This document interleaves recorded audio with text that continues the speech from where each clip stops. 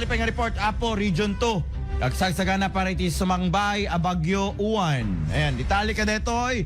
Manipod pa lang iti regional news ni Idol Dennis. IFM News. Region 2. IFM News. Regional. Sa Dance Grad. Nupay at palang tiruar tiya Philippine Area of Responsibility at sagsaganan iti Region 2 nga posible nga dalanan tiya Bagyo Owan na makastrek iti Philippine Area of Responsibility iti umayong weekend.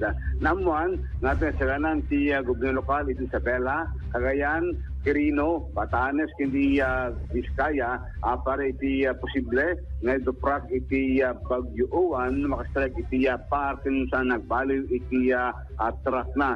May basar iti forecast truck iti Pag-asa, manamnamang sumrek iti Philippine Area of Responsibility into November 8 iti alas 8 iti Rabi nga tumbukan na iti Region 2. Iti agdamahan at pakampante iti Region 2 gaputa posible nga ada iti epekto na gapu palang kalito na pigsa nga forecast iti Pag-asa nga isutdalan iti bagyong rumar iti reto umay nga lawas na iti nadakamat sa nga region.